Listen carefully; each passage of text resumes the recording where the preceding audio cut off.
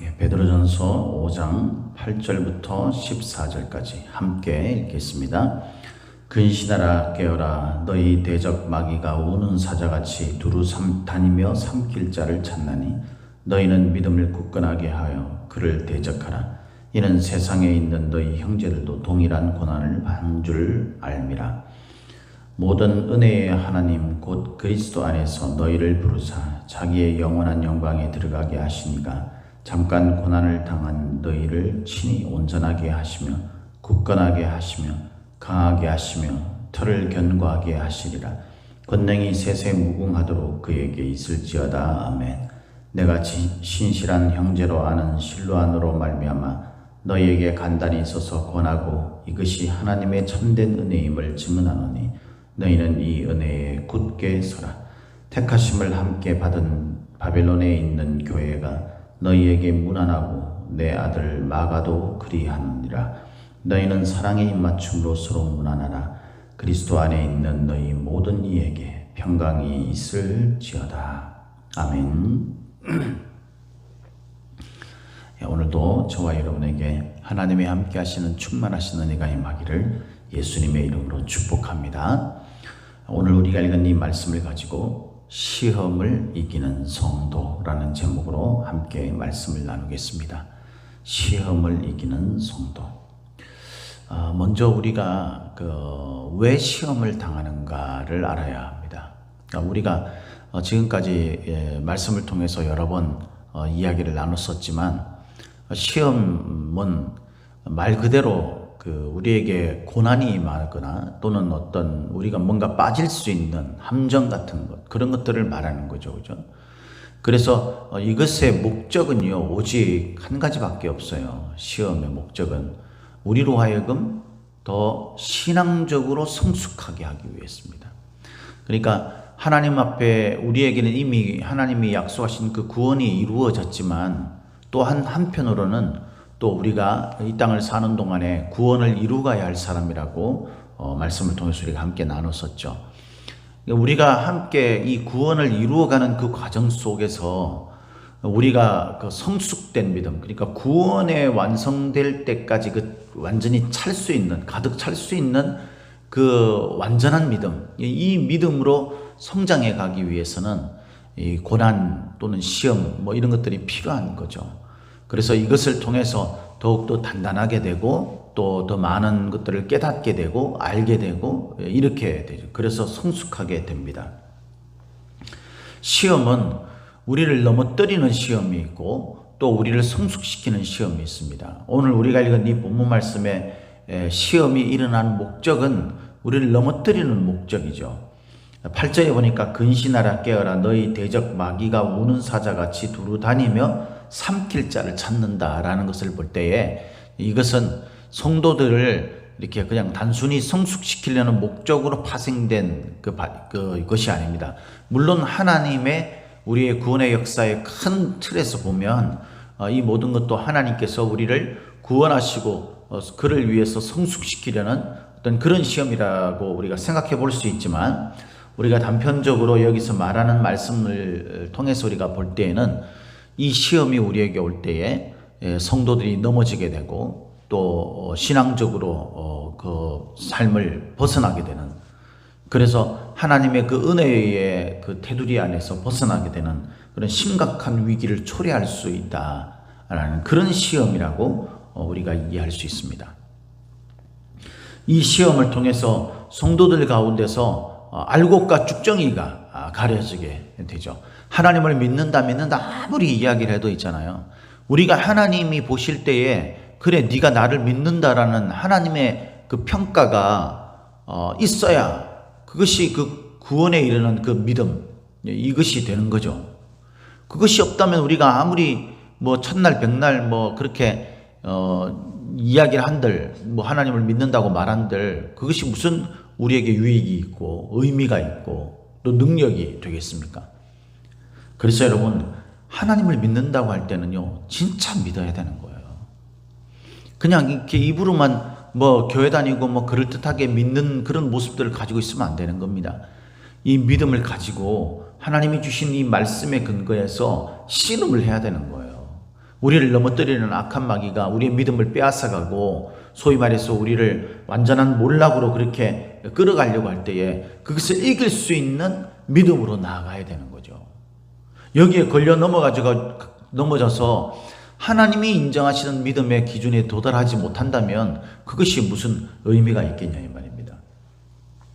오늘날에 주일에도 말씀드렸지만은 많은 그리스도인들이 있지만 그 가운데서 과연 주께서 인정하시는 그 믿음 가운데 있는 사람이 얼마나 될 것인가, 그것에 대해서 많은 그런 신실한 자들이 굉장히 회의적이죠.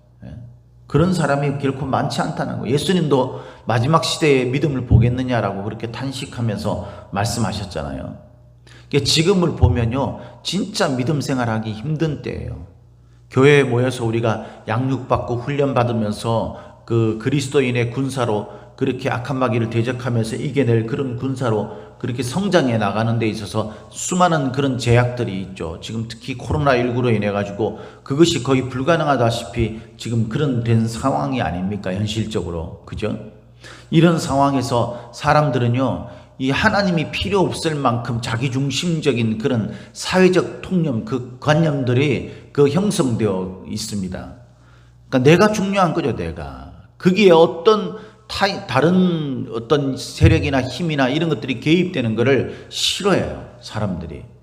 그러니까 하나님의 손길도 싫어하는 거죠. 내 삶을 좀 터치 안 했으면 좋겠다는 거예요. 그냥 내가 필요할 때만 부르면 와서 그렇게 하나님께서 좀 도와주시는 그런 식으로, 소위 말해서 하나님이 나의 즐거움과 나의 행복을 위해서 필요한 도구 정도로 그렇게만 계셔 주셨으면 좋겠다, 이렇게 생각하는 것이 요즘 그리스도인들의 어떤 생각 아닙니까? 그리고는 자기 삶을 누릴 만한 그런 조건과 환경들이 너무 많아졌어요. 폼나게 때가 되면은 우리가 정말 멋진 분위기 있는 데 가가지고 거기서 밥을 먹고 커피를 나누고, 내가 하고 싶은 것 대단한 건 아닐지라도 그걸 우리가 할 수 있는 여건이 되고, 이러니까 하나님께서 나에게 필요하신 이유가 없는 거죠. 오히려 하나님께서 이거 해라 저거 하지 마라 이렇게 말씀하시는 그게 귀찮고 싫은 겁니다. 나를 매이게 하는 것 같은 거예요. 그러니까 여러분, 지금 이런 생각을 가지고 이걸 깊이 생각을 하지 않았다 하더라도 이런 모습들이 지금 나의 삶 가운데 있다면 여러분, 우리가 심각하게 자신의 믿음을 돌아봐야 되는 때예요. 왜냐하면 지금이 어떤 때입니까? 마지막 시대를 향해서 달려가고 있는 거예요. 마지막이 가까울수록 우리가 근신하면서 기도하면서 신앙 가운데 있어야 한다고 이 베드로전서 4장에서 말하고 있지 않습니까? 4장 7절에 만물의 마지막이 가까웠으니 그러므로 너희는 정신을 차리고 근신하여 기도하라. 마지막이 가까울수록 더욱더 우리가 근신하여 기도해야 되는 거예요. 8절 시작하는 말도 근신하라, 깨어라, 너희 대적 마귀가 우는 사자같이 두루다니며 삼킬 자를 찾는다 그랬어요. 여기 우는 사자, 이것은 이 당시에 이 로마 시대 때 예를 들어 가지고 그때 그 초대교회 성도들이 핍박을 당했잖아요. 그때 원형 경기장 안에서 또는 사자굴 속에서 사는 기독교인들이 그 사자들에게 던져짐을 당합니다. 그때 사자들이 나와서 그 온몸을 찢어서 그렇게 죽이죠. 그런 그 모습을요, 이 마귀에게 비유를 한 거예요. 얼마나 위협적이고 공포스럽고 강력하게 그렇게 느껴지겠습니까? 마귀는 우리가 생각할 때 그냥 내가 필요하면 하나님을 그냥 믿었다가 그냥 또 내가 즐기고 싶으면 잠깐 쉬었다가 이렇게 우리를 허용하게 내버려 두지 않아요. 마귀가 그렇게 호락호락한 존재라면 끊임없이 세계 인류의 그 역사 속에서 하나님과 대적하는 그런 존재로 그렇게 하나님께서 내버려 둘 수 있었겠습니까? 그만큼 강력하고 그만큼 대단한 존재이기 때문에요. 이 마귀가 우는 사자같이 그리스도인들이 믿음을 지키려고 할 때에 그 믿음을 끊어내려고 그렇게 강력한 힘을 가지고 덤벼드는 그런 모습을 가지고 있습니다.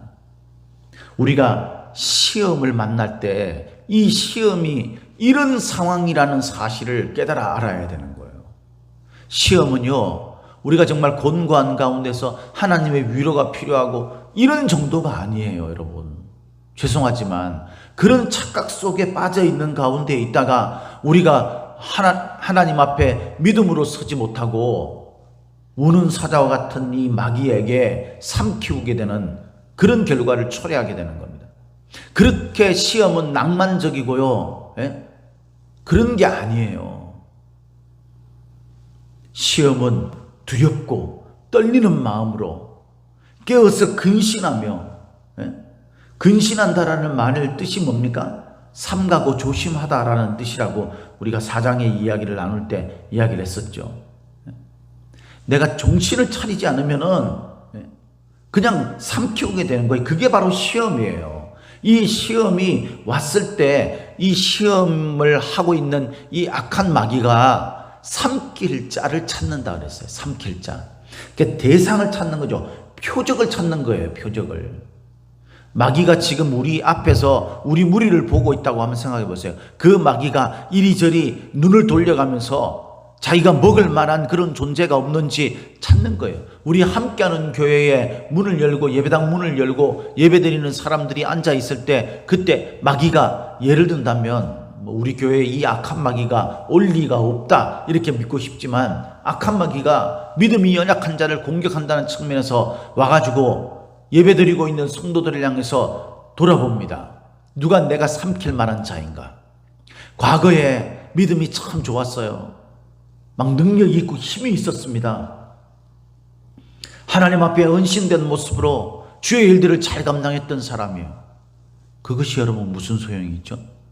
지금 현재 내 믿음이 바람에 막 요동치고 난리치는 그런 불면 그냥 날아가 버릴 것 같은 그런 믿음의 상태에 있다면 여러분 표적이 될 수밖에 없는 거예요. 시험을 이기는 성도는요, 이 시험이 이렇게 두렵고 무서운 시험이라는 것을 알아요. 우리의 영혼을 갉아먹고 마침내 악한 마귀에게 삼키우게 되는 이 삼킬이라는 이 단어가요, 카타피노라고 되어 있는데 이 단어의 뜻이 개걸스럽게 먹어치우다라는 그런 뜻이래요. 사자가 막 개걸스럽게 먹어치우는 거죠. 그리고 완전한 멸망, 파멸이라는 뜻이 포함되어 있는 단어랍니다. 시험은 그런 거예요. 우리가 이 시험에 걸려 넘어져서 시험을 이기지 못하게 되면 이런 상태가 되어버린다는 거예요. 그러니까 우리가 어떻게 됩니까? 시험을 이기려면 근신하여서 깨어 있어야 되는 거예요. 뭐로요? 근신하여 기도하라라는 그 말씀이 있는 것처럼 4장 7절 말씀에 근신하여 기도하라. 정신을 차리고 하나님 앞에 깨어 있어야 되는 겁니다. 그냥 깨어 있는 게 아니라. 뿐만 아닙니다. 우리가 그 악한 마귀를 사자에 비유한 것은요, 아주 집요한 것을 말하는 거예요. 이 사자가 그 먹이를 삼키려고 할 때에 그때 여러분 한번 보세요. 짐승이 그 자기의 먹잇감을 노릴 때에 그때 뭐 편하게 막 옵니까? 멀리서부터? 그러면 다 알아버리죠. 그게 아니에요. 살금살금 옵니다. 자기가 겨냥해서 충분히 따라서 그걸 한 입에 그냥 물어서 죽일 만한 그런 거리가 될 때까지는요, 이 표를 내지 않고 살금살금 이렇게 다가와요. 그리고 그 표적이 가까웠을 때 확 뛰어들죠. 그렇게 해서 그걸 위해서는요, 온갖 저기 방법을 다 동원한대요. 집요하게 그 먹이를 먹기 위해서. 제가 한번 그 동물의 왕국 뭐 그런 TV 그 동물을 다루는 그 TV 프로를 보니까 그 표범이요, 그 자기의 표적을 그 공격하기 위해서 이 머리를 쓴다고 그래요. 머리를. 그러니까 이제 표적이 저쪽에 있으면은 뭐 예를 들어서 사슴이나 뭐 이런 것들이 저쪽에 있으면은 이 표범이 그쪽을 향해서 갑니다. 근데 갈 때 그냥 가는 게 아니고요, 바람의 방향. 왜냐하면 냄새가 나니까. 동물들은 후각이 뛰어나잖아요. 그러니까 바람의 방향을 잘 본대요. 그래서 바람이 반대 방향으로 불 때 그때 그 방향을 향해서 간다고 합니다. 그쪽에서. 그런데 어쩔 수 없이 같은 방향으로 갈 때는요, 자기 몸에 있는 그런 그 냄새를 지우기 위해서 땅바닥에 구른대요. 그래서 그 다른 거를 막 오물을 뒤집어 쓰고 이런 식으로 해가지고 그 냄새를 사라지게 만든다는 거예요. 그렇게 속인다는 거예요. 이게 얼마나 집요한 거예요. 무서운 거예요, 여러분. 악한 마귀가, 우리가 하나님이 계시다고 믿는다면 악한 마귀가 우는 사자같이 우리를 삼키려고 집요하게 공격하고 그렇게 멸망시키려고 표적을 정하려고 지금 찾고 있다라는 이 말씀도 믿어야 될 줄 믿습니다. 그래서 우리가 여러분 근신하여 깨어 있어야 돼요. 정신을 차리셔야 돼요. 지금 상황이 마지막 시대를 향해서 가고 있고 우리의 믿음을 잃어버리기 딱 좋은 시대 아닙니까? 여러분 정신을 차리고 깨어 있어야 하는 것입니다.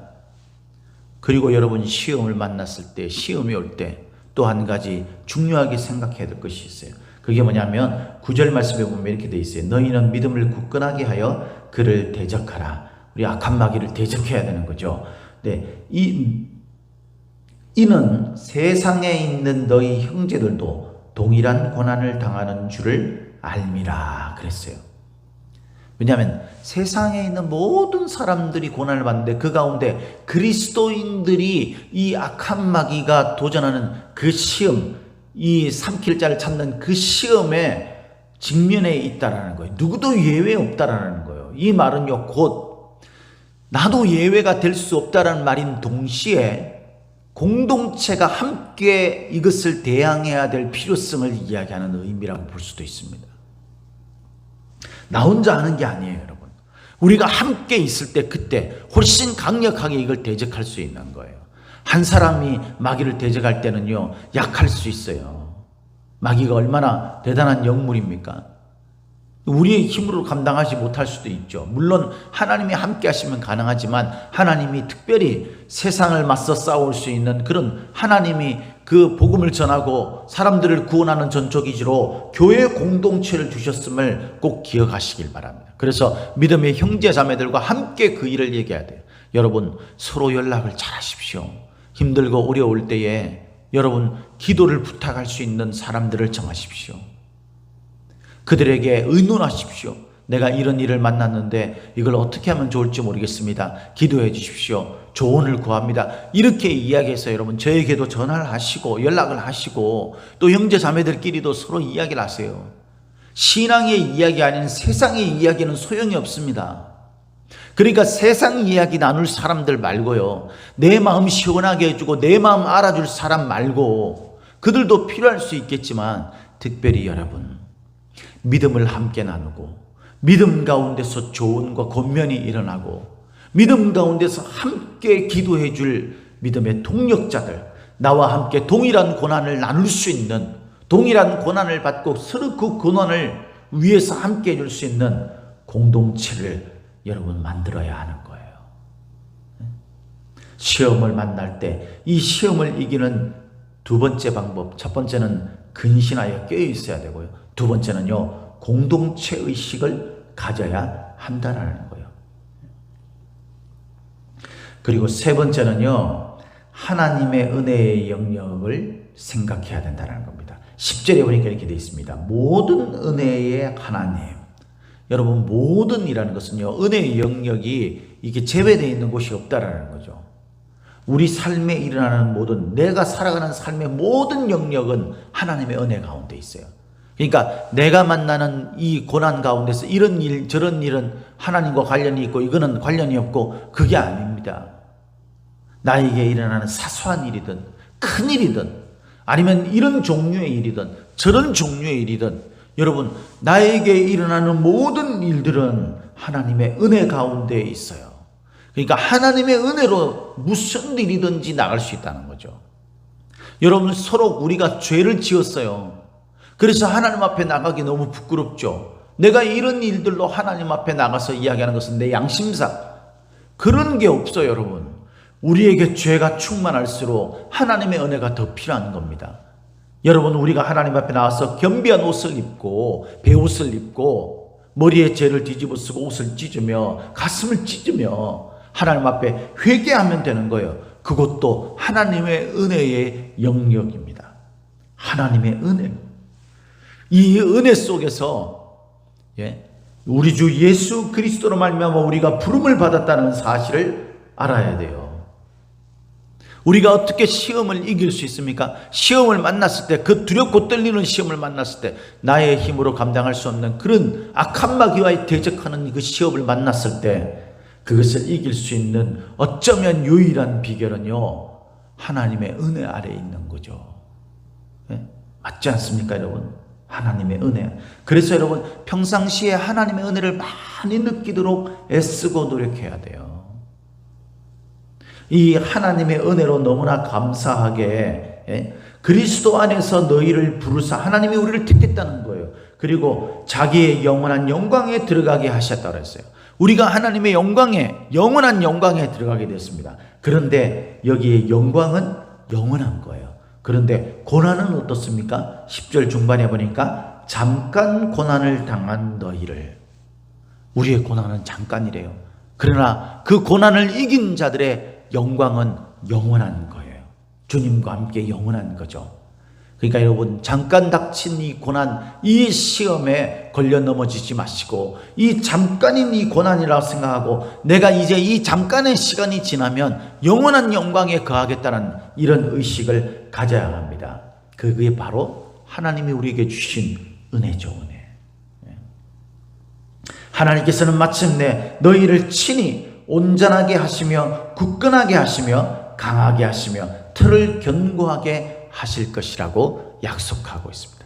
이 하나님의 약속을 우리 마음속에 굳게 믿으면서 하나님이 주도적으로 우리를 부르신 그 부르심에 맞게 주님 안에서 근신하여 깨어서 늘 하나님의 은혜를 묵상하는 가운데 있다면, 아무리 악한 마귀가 강한 힘을 가지고 우리를 공격해 온다 할지라도 우리가 그것을 능히 이길 수 있는 그리스도인들이 될 것입니다. 사랑하는 성도 여러분, 12절에 보니까 12절부터 14절은 이제 마지막 인사하는 말이잖아요. 그죠? 여기 보니까 아주 중요한 두 가지 개념이 나옵니다. 첫 번째는 믿음의 동력자들과 함께 은혜를 나누는 거죠. 12절에 실로아노가 실로를 말하는 거죠. 그리고 마가도 나오죠. 그 마가, 이런 믿음의 동력자, 우리는 함께예요. 함께.